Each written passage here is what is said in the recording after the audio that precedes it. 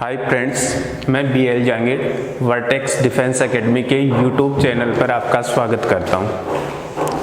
आज हम पढ़ेंगे फिजिक्स का एक छोटा सा टॉपिक, डिस्टेंस एंड डिस्प्लेसमेंट, दूरी एवं विस्थापन।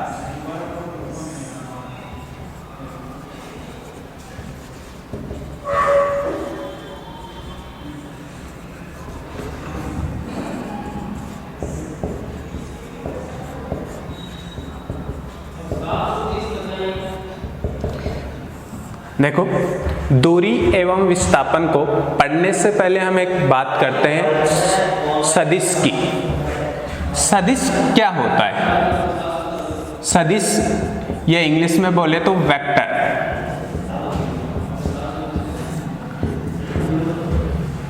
और एक भौतिक राशि होती है अदिश,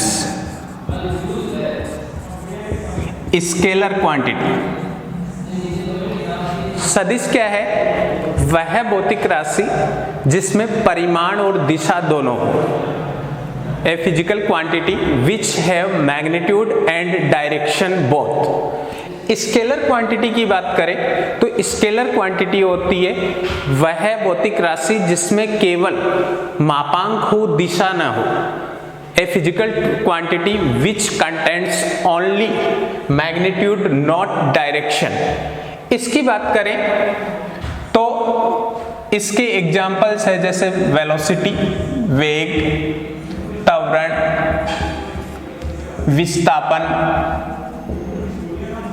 बल, etcetera. Velocity, acceleration, displacement, force, etcetera. Scalar की बात करें तो इसमें आता है आपकी डिस्टेंस, दूरी, स्पीड, चार्ज, प्रेशर, दाब। और इसी में एक आता है इस वेक्टर में एक पोजीशन वेक्टर। इसको हम बोलते हैं स्थिति सदिश।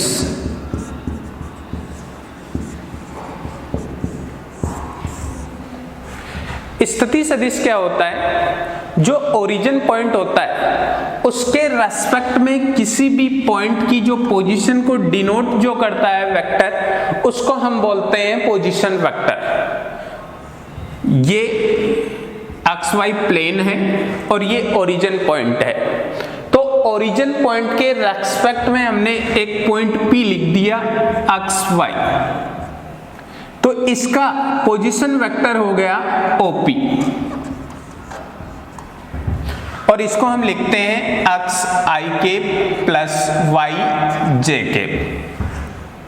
ठीक है। इसके बाद में हम बात करें डिस्टेंस और डिस्प्लेसमेंट की। तो डिस्टेंस और डिस्प्लेसमेंट वास्तव में होता क्या है? सबसे पहले हम बात करते हैं डिस्टेंस की, उसके बाद में डिस्प्लेसमेंट की। ये है डिस्टेंस, दूरी, और ये डिस्प्लेसमेंट, विस्थापन। तो हम सबसे पहले एक पाथ की बात करें। जैसे एक मैन जो है वो A पॉइंट से स्टार्ट होकर B पॉइंट तक चलता है। A से कहां पहुंच गया? B पर। तो डिस्टेंस की बात करें तो डिस्टेंस होती है टोटल पाथ डिस्टेंस।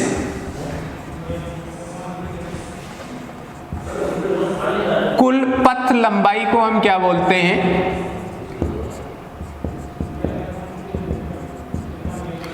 दूरी बोलते हैं। और डिस्प्लेसमेंट होता है इनिशियल और फाइनल पॉइंट जो है उसके बीच की डायरेक्ट डिस्टेंस। या हम ये कहें कि इनिशियल पॉइंट के रेस्पेक्ट में फाइनल पॉइंट जो है उसके बीच की डिस्टेंस। ये जो है वो वेक्टर क्वांटिटी है और ये जो है वो स्केलर क्वांटिटी है। इस डिस्प्लेसमेंट वेक्टर को हम यहां लिखेंगे AB से, और डिस्टेंस जो है वो टोटल पाथ है।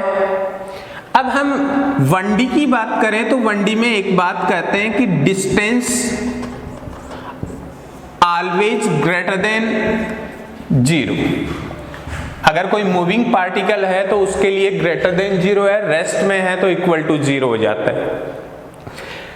लेकिन डिस्प्लेसमेंट जो होता है ये लेस देन 0 भी हो सकता है और ग्रेटर देन 0 भी हो सकता है और 0 के इक्वल भी हो सकता है। अब हम इसके कुछ एग्जाम्पल्स की बात करें जिन पर क्वेश्चन आता है। जैसे सबसे पहले डायरेक्शन वाले क्वेश्चनों की बात करते हैं हम। डिस्टेंस और डिस्प्लेसमेंट पर डायरेक्शन वाले क्वेश्चनों की बात करें।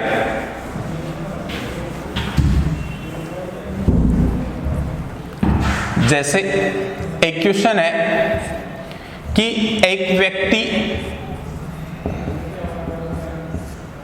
100 मीटर पूर्व में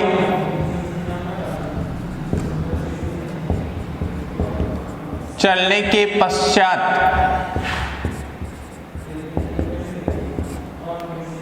100 मीटर पश्चिम में चलता है, 100 मीटर उत्तर में चलता है तो व्यक्ति का परिणामी विस्थापन व दूरी ज्ञात कीजिए।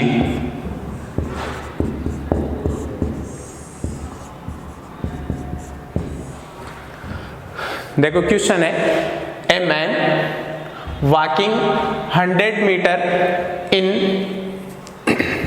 East direction, then he turns 100 metre into north, then calculate resulted displacement and distance. तो देखो डायरेक्शन वाले जितने भी क्वेश्चन हैं उनको करने के लिए हमें सबसे पहले चारों डायरेक्शन को इंडिकेट करना है। ये ईस्ट है तो इसके सामने वाली वेस्ट हो गई, ये नॉर्थ और ये साउथ। अब ये एक ऑर्गेंट प्लेन बन गया, या हम ये कह सकते हैं कि इसको हम एक्स वाई प्लेन में डिनोट कर सकते हैं। और एक्स वाई प्लेन में डिनोट करें तो ये एक्स है, ये वाई है, ये एक्स डेश और ये वाई डेश। इसको हम आई कैप से लिखते हैं डायरेक्शन को, इसको जे कैप से, इसको माइनस आई कैप से और इसको माइनस जे कैप से। अब क्वेश्चन के अकॉर्डिंग चले तो कौन सी डायरेक्शन में गया? 100 मीटर पूर्व में, 100 मीटर इन ईस्ट। तो सबसे पहले मान लो इसने यहां से चलना स्टार्ट किया तो 100 मीटर हो गया। फिर वो कौन से डायरेक्शन में गया? नॉर्थ में। नॉर्थ में कितना गया? 100 मीटर। ये लो, ये नॉर्थ में 100 हो गया। अब रिजल्टेड वेक्टर है, वो वेक्टर एडिशन से हम निकाले तो यही होगा। और रिजल्टेंट निकालने के लिए क्या करेंगे? अगर दो वेक्टर परपेंडिकुलर हो तो उनके रिजल्टेंट वेक्टर जो है उसका मैग्नीट्यूड क्या होता है? सबसे पहले हम वेक्टर के एडिशन की बात करें। मान लो वेक्टर ए और वेक्टर बी जो है are acting on angle theta. Vector A और वेक्टर बी है वो थीटा एंगल पर कार्यरत है, तो उनका रिजल्टेंट, तो हम रिजल्टेंट ट्राइंगल लॉ से निकालते हैं। ये वेक्टर ए है, ये वेक्टर बी है, तो रिजल्टेंट यही होगा और ये एंगल थीटा हो गया। इसका मैग्नीट्यूड होता है R equal to A square plus B square plus 2ab cos theta. और डायरेक्शन निकालते हैं तो alpha equal to tan inverse. Alpha जो है वो रिजल्टेड वेक्टर की वेक्टर ए से डायरेक्शन होती है। एक cos theta, A sin theta, sorry, आप upon a plus b cos theta होता है। तो अगर दोनों परपेंडिकुलर है तो वहां कंडीशन बन जाती है थीटा कितना है, 90 है। थीटा कितना हो गया, यहां देखें तो दोनों वेक्टर्स के बीच का एंगल जो है वो कितना हो गया, 90। तो रिजल्टेड कितना आया, यहां थीटा इक्वल टू 90 लिखते ही cos 90 की वैल्यू 0 होती है और रिजल्टेड बन जाता है a square plus b square. यहां a का मैग्नीट्यूड 100 है और b का मैग्नीट्यूड भी कितना है, 100 ही है। तो रिजल्टेड कितना है, 100 का स्क्वायर प्लस 100 का स्क्वायर और ये आ जाता है 100√2 मीटर। और डिस्टेंस निकालनी है तो टोटल पाथ लेंथ की बात करते हैं। ये यहां से गया कितना चला, 100 मीटर और यहां गया कितना चला, 100 मीटर। तो टोटल कितना हो गया, 200। तो डिस्टेंस कितनी आ गई, 200 मीटर। अब हम 1D की बात करें, एक विमीय गति, मोशन इन 1 डायमेंशन, तो कुछ रिजल्ट आते हैं जहां से आपके एग्जाम में क्वेश्चन आते हैं। सबसे पहले हमने बात की कि distance upon displacement,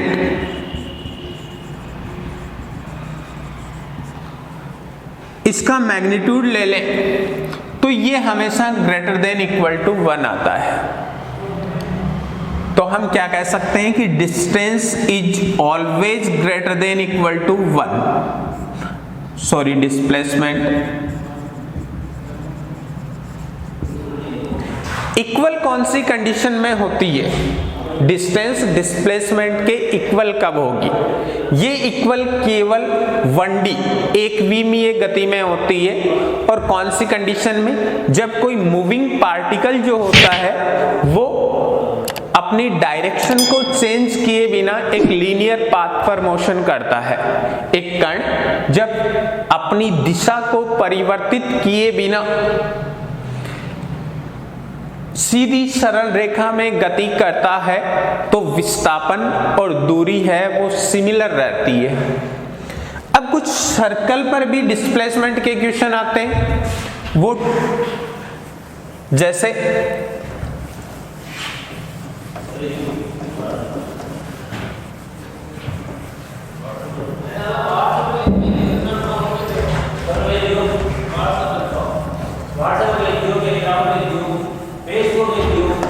next question है, जैसे एक पार्टिकल है वो सर्कुलर पाथ पर मोशन कर रहा है, ये इस सर्कल का सेंटर है और इसने मोशन स्टार्ट कर दी यहां से यहां तक। इसने मोशन स्टार्ट की, इसकी रेडियस r है, त्रिज्या r है। ये पहले a पॉइंट पर था इनिशियली, a से b पर जाता है, B से फिर C पर आ जाता है और C से फिर D पर आ जाता है। तो इन तीनों कंडीशन में जब पार्टिकल A to बीच पहुंच जाए, A से C तक पहुंच जाए और A से D तक पहुंच जाए तो डिस्टेंस और डिस्प्लेसमेंट कैलकुलेट करना है। तो हम सीधा भी निकाल सकते हैं, अगर डिस्प्लेसमेंट का केवल मैग्नीट्यूड निकालना हो तो सीधी सीधी बात है। सबसे पहले ये यहां से यहां गया, तो ध्यान देखें ये इनिशियल पॉइंट से फाइनल पॉइंट के बीच की डायरेक्ट डिस्टेंस ही डिस्प्लेसमेंट होती है। और डिस्टेंस की बात करें तो सर्कल का 1/4, सर्कल की सरकमफ्रेंस जो है उसका 1/4 पार्ट इसने ट्रेवल किया, वर्त की परिधि का 1/4 भाग। तो पहली कंडीशन में डिस्टेंस कितनी हो गई, 2πr/4। और इस कंडीशन को देखो, दो वेक्टर जो हैं वो एक दूसरे के परपेंडिकुलर ही तो है, और परपेंडिकुलर हो तो डिस्प्लेसमेंट की बात करें, परपेंडिकुलर कंडीशन के लिए रिजल्टेड वेक्टर अभी निकाला है a² + b²। यहां दोनों का मैग्नीट्यूड सेम है इसलिए डिस्प्लेसमेंट का √2r हो जाएगा। लेकिन अगर वेक्टर फॉर्म में पूछे तो वेक्टर फॉर्म में पूछे तो वही ये x हो जाएगा, ये y हो जाएगा, ये i कैप और ये j कैप, तो दोनों को ऐड कर देंगे, r equal to a plus b होता है। ऐसे ही अगर a से c पर पहुंचता है तो पाथ तो यही है, पाथ यही है, तो डिस्टेंस कितनी ट्रेवल हुई, सरकमफ्रेंस जो है उनकी 1/2 हाफ ही तो ट्रेवल हुई, और हाफ ट्रेवल हुई तो डिस्टेंस इस कंडीशन में 2 पाई r/2 हो जाएगी। और डायरेक्ट डिस्टेंस की बात करें या डिस्प्लेसमेंट की बात करें हम, तो डिस्प्लेसमेंट a to c ऐसी वेक्टर ही तो हुआ, और ऐसी वेक्टर का मैग्नीट्यूड देखें हम तो ये इस सर्कल का डायामीटर ही तो है, और सर्कल का डायामीटर जो होता है वो रेडियस का डबल होता है। और अगर a से d पर पहुंच जाए तो डिस्टेंस टोटल पाथ डिस्टेंस है, और टोटल पाथ डिस्टेंस जो है वो सरकमफ्रेंस की 3/4 है। और यहां भी देखें तो ये इनिशियल वेक्टर और ये फाइनल पोजीशन। डिस्प्लेसमेंट की बात करें तो यही तो होगा, वही कंडीशन, दोनों परपेंडिकुलर हो गए, और परपेंडिकुलर होते ही इस कंडीशन में AD वेक्टर जो है उसका मैग्नीट्यूड भी कितना होगा, √2r होगा। अब हमने एक बात कही कि distance always greater than equal to displacement, कि विस्थापन हमेशा दूरी के इक्वल या उससे छोटा होता है, लेकिन ये हमेशा कब होता है, केवल प्योर मोशन में। प्योर मोशन का मतलब है कि दो मोशन का ऐड नहीं होना चाहिए। जैसे लीनियर मोशन है तो लीनियर मोशन होनी चाहिए। जैसे हम एक व्हील की बात करें तो व्हील जो होता है इसकी प्योर मोशन नहीं होती लीनियर, इसकी मोशन जो होती है वो होती है रोलिंग मोशन, लौटनिक गति होती है। और लौटनिक गति दो गतियों का मिश्रण होती है। रोलिंग मोशन जो है वो उसमें 2 मोशंस कंबाइंड है, एक तो होती है रोटेशनल और एक होती है लीनियर। ट्रांसलेटरी लीनियर की बात करते हैं, एक तो होती है घूर्णन गति, एक होती है स्थानांतरीय रेखीय गति। इसी कारण से इसके लिए ये कंडीशन फॉलो नहीं होती है। केवल प्योर लीनियर मोशन की बात करें तो उसमें distance is always greater than equal to displacement होता है। इसमें एक क्वेश्चन आया हुआ है एग्जाम में कभी कि एक व्हील जो है वो रोलिंग मोशन कर रहा है, गाड़ी से जुड़ा हुआ है और कौन सी मोशन कर रहा है, रोलिंग मोशन कर रहा है।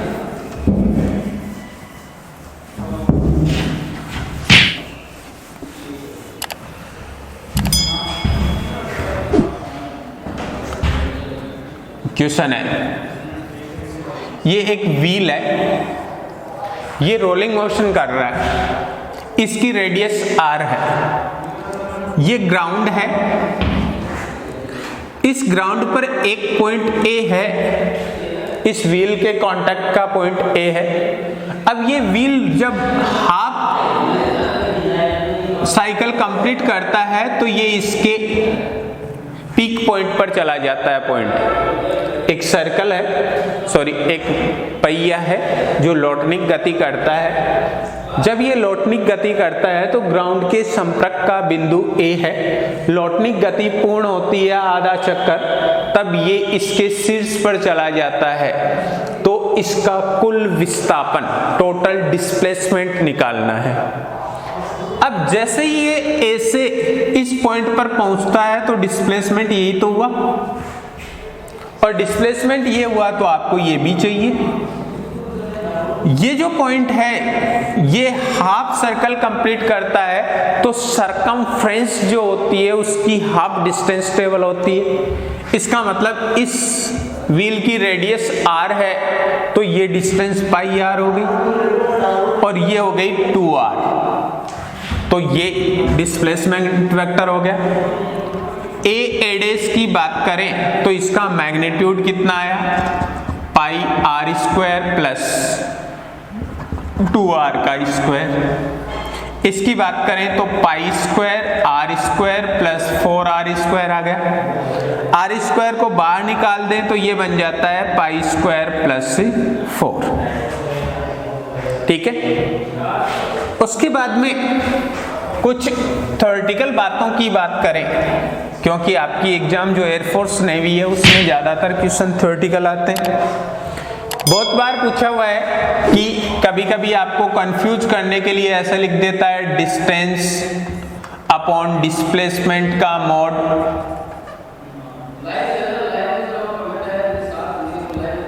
लेस देन इक्वल टू क्या होगा 1 होगा, ग्रेटर देन इक्वल टू 1 होगा या 0 के इक्वल होगा। तो distance is always greater than equal to displacement, तो ये जो वैल्यू है वो ग्रेटर देन इक्वल टू 1 आएगी। और अगर इसका हम उल्टा लिख दे अपॉन डिस्टेंस, तो ये वैल्यू जो हो जाती है वो लेस देन इक्वल टू 1 आ जाती है। अब यहां से जो क्वेश्चन बने हुए हैं वो क्वेश्चन ज्यादातर डायरेक्शन वाले ही हैं, ठीक है। अगले टॉपिक की हम चर्चा करेंगे नेक्स्ट वीडियो में, जो है velocity and speed, speed and velocity, चाल और वेग। अगर वीडियो अच्छा लगे तो आप चैनल को शेयर और सब्सक्राइब जरूर करें। Thank you.